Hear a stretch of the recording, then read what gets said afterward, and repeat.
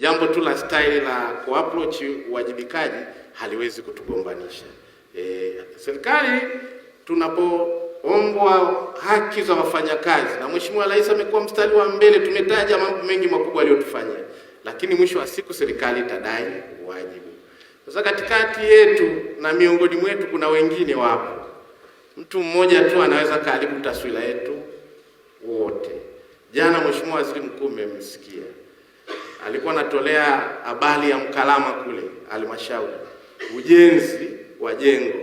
Wamekuja wale bwana, tofali inahitajika inchi 5, wao kwenye BOQ wametempa inchi 4. Sijui inatakia lesho hii ya simenti wametempa. Inatakiwa nondo milimita 16 wametempa, wameweka nondo milimita dogo. Na zile differences wanazozipata kwenye BOQ ndio wanachukua kama mambo yao ya faida. Jengo limejengwa, liko kila kitu, bati lipo. Bati geji 28 wameweka 30. Nondo milimita 16 wameweka 12. Tofali inchi 5 wameweka inchi 4. Kwa hizo variation wanazozipata wanazikusanya, una jengo lako liko vizuri, kila kitu kipo, lakini kiko substandard. Kiko below iliyokuwa stipulated kwenye BOQ.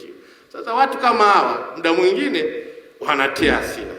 Ni mtu tu amesomeshwa na kodi ya Watanzania, ni mtu analipwa mshahara, ameajiriwa vizuri kwenye ofisi za umma, lakini ana abuse matumizi ya ofisi ya umma, anafanya mambo yake yasiyofaa. Na mimi nimekutana nayo mengi huko.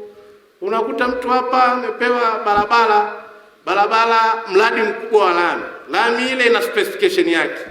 Sasa Mtanzania anachotaka kuona ni lami, anaona lami tu ni nyeusi, ni lami. Lakini lami hiyo ina metric measures na kila kitu kimewekwa pale. Ana compromise. Layer ilitakiwa iwe layer inchi 10, ameweka inchi 3. Baada ya mwezi mmoja lami inabanduka. Wananchi walijua tumepata lami, wanarudi kwenye crisis kubwa. Hawa watu wapo. Anyway, tutajadiliana na debate namna gani ya kuwajibisha, lakini sometimes inafika wakati atakiwa tupeleke message kwa umma, lakini sio that much, tutatafuta namna nzuri ya kuicontain. Lakini mimi ni waombe watumishi wote wa umma kufuata maadili ya utumishi wa umma.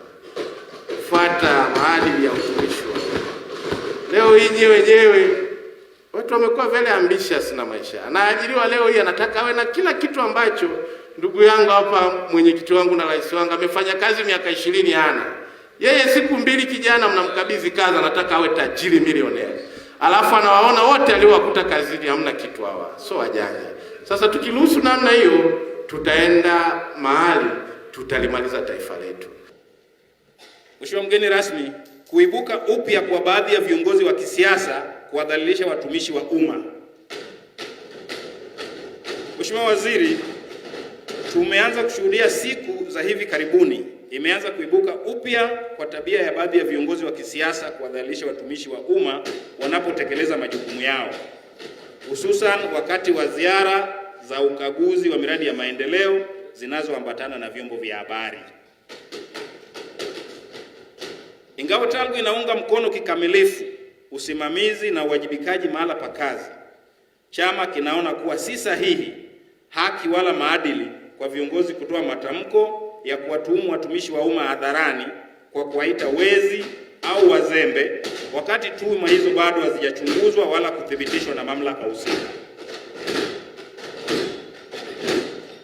Vitendo hivi vinadhalilisha watumishi wa umma, vinashusha morali ya kazi na kusababisha wananchi kukosa imani kwa utumishi wa umma na taasisi za serikali kwa ujumla.